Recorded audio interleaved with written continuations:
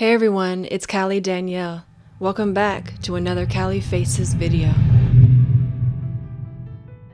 When talking about the history of lowriders, there's so many names who could be mentioned. So many people who over the years have contributed to the art and history of lowriding culture. But Sonny Madrid and Lowrider magazine were the first to recognize that lowriding wasn't just a bunch of people driving customized cars. It was an actual community that should be written about, shared, and celebrated. Sonny Madrid was born Manuel Mario Madrid on January 19, 1945 in Yuma, Arizona. He was later nicknamed Sonny. As a teenager, he and his family moved to San Jose, a city located in Northern California's Bay Area. San Jose at that time was a farming community, and during the summer months, Sonny and his siblings earned money working on local farms. Working on a farm, Sonny learned at a young age about the poverty and discrimination that Mexican-American farm workers faced, and he looked up to labor activists like Cesar Chavez, who fought for farm workers' rights.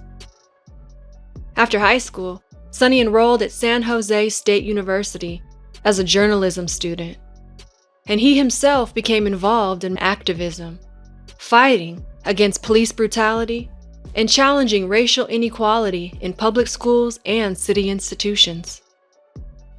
One of the ways he did this was by writing articles for the school newspaper, where he would keep students informed on injustices that plagued the community.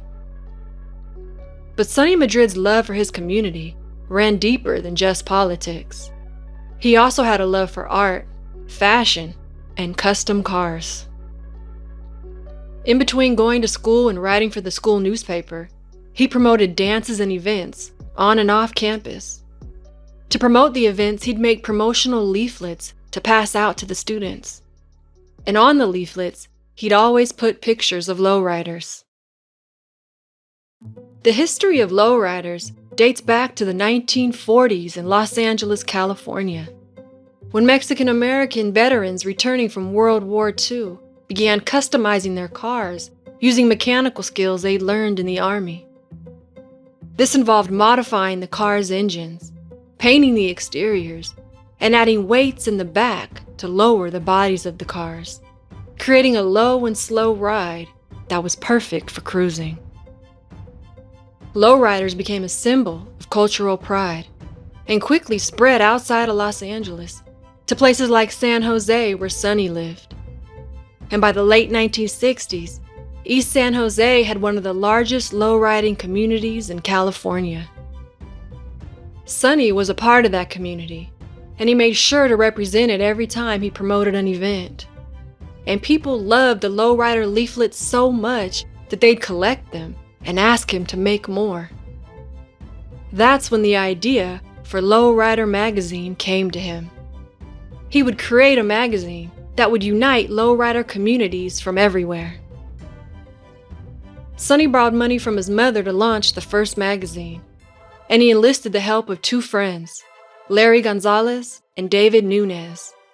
And together, the three released the first issue of Lowrider magazine in January 1977. The first issue of Lowrider, and the issues that immediately followed it, covered the entire lowrider scene, with photos of people from the community and pictures of their customized cars, along with music, fashion, and art surrounding the lowrider scene. The magazine also contained news stories about police abuse and coverage of mainstream media's misrepresentation of Mexican Americans. Through Lowrider magazine, Sonny was able to blend his two passions, successfully uniting his community through art and activism. For the last 18 months, lowriders have had their own magazine, published from a small office just off the San Jose State campus. Called Lowrider, the editor is Sonny Madrid. In the U.S., it's supposed to be like a melting pot, and so everybody just blends in, right? But like with the Chicano community, and probably with Mexico being so close, it hasn't really been that way. But promoting the magazine during those early years took work. The first issue was only available in San Jose. So to spread the word, the three men would hand deliver the magazines to corner markets, liquor stores, and car shows throughout the Bay Area. Then they'd drive 6 hours to Los Angeles and do the same, selling magazines out the back of Sonny's 1954 Chevrolet sedan delivery. Before long, Lowrider magazine had expanded to states outside of California. Everyone who owned a lowrider wanted to have their car featured in the magazine that had officially put the lowriding movement on the map. In 1979, Sonny made the decision to start featuring pinup models on the cover of the magazines.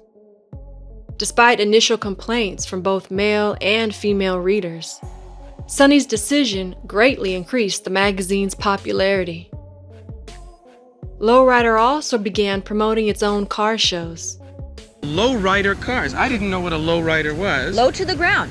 But we have two of them here with us, and the reason, of course, is the first annual Lowrider Super Show, 79, is going to be at the Los Angeles Convention Center this Saturday and Sunday. Over 20,000 people were in attendance. But in 1984, the magazine began experiencing financial difficulties. And by the end of 1985, it was bankrupt, forcing Sonny to release ownership. Lowrider was then owned by one of the original founders, Larry Gonzalez, and layout designer Alberto Lopez, before eventually being sold in 1997 to the Macmillan Argus Publishing Company. Under new ownership, Lowrider saw a dramatic change in its content. Although the magazine still covered cars, music, and fashion, its focus on social issues and politics was gone. But lowriding continued, and by the early 2000s, lowriding culture had taken on a life of its own. With the help of West Coast hip-hop artists who featured lowriders in their music videos, the love for lowriding grew across the world.